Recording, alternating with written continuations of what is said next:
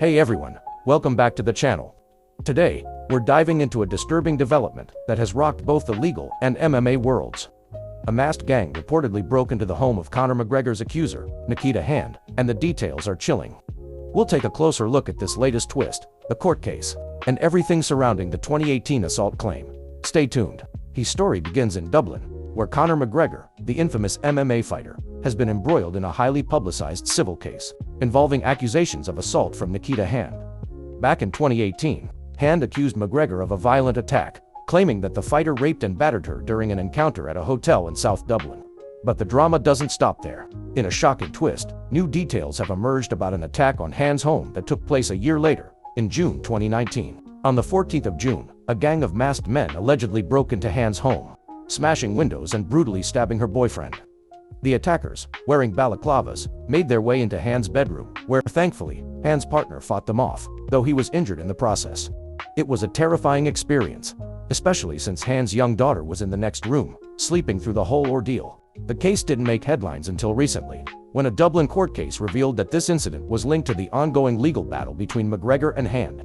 Now, this is where things get complicated. While no one is directly accusing McGregor of being behind the attack, the incident has raised serious concerns about the level of intimidation Hand faced during her legal battle. Hand's lawyer, John Gordon, made it clear that they were not saying McGregor orchestrated the break-in. However, Gordon argued that the attack was not an untargeted one, suggesting that it may have been linked to the public feud between McGregor and Hand. This claim, though, was hotly contested in court.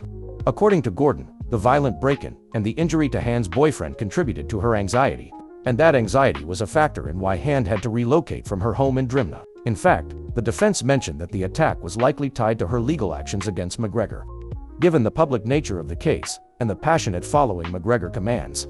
But McGregor's legal team, led by Remy Farrell, firmly rejected the link between the break-in and McGregor. Farrell stated that this was nothing to do with us, and argued that it would be inappropriate for the jury to speculate on such a sensitive matter. Ultimately, the judge ruled that the break-in was irrelevant to the case at hand, and instructed the jury to disregard it.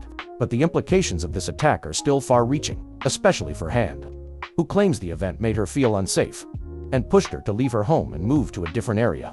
The legal saga continued to unfold in court, where, on Friday, the jury delivered their verdict in Hand's favor. They found that Conor McGregor had assaulted Nikita Hand in December 2018, awarding her €250,000 in damages. This was a civil case, meaning McGregor did not face criminal charges for the alleged assault. McGregor, who has consistently denied the allegations, described the verdict as a disappointment, claiming that the damages were modest. In a statement after the ruling, McGregor expressed his disappointment with the outcome and hinted that he would be appealing the decision. He also emphasized that the damages were related to assault, not more severe claims like aggravated or exemplary damages. The case had a significant impact, particularly regarding the conversation around consent. The judge, in his closing remarks, clarified the meaning of consent, pointing out that submission isn't the same as consent, and that intoxication does not automatically mean someone is up for sex.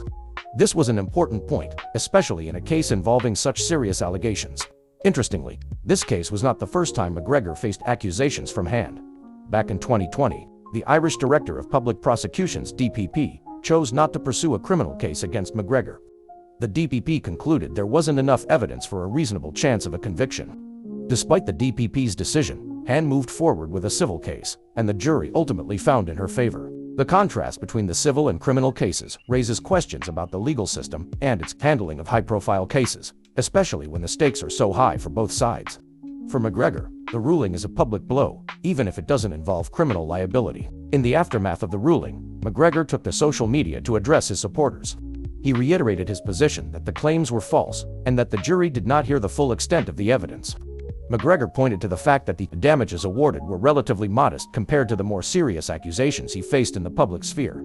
For McGregor, this verdict marks another chapter in a series of legal and personal battles that have often spilled into the public eye.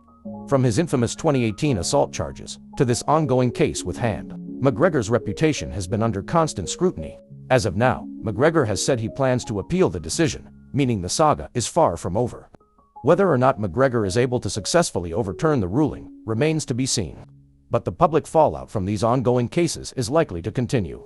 For Nikita Hand, this case has been an emotional roller coaster. With her home attacked, her credibility challenged, and her personal life laid bare. Her victory in the civil court, however, has offered her some measure of justice, though it's unlikely to bring closure to a story filled with pain and controversy. What do you think about the latest developments?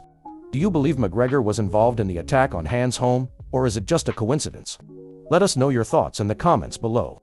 Don't forget to like this video, subscribe for more updates, and ring the bell so you don't miss out on future content. Thanks for watching, and I'll see you in the next one.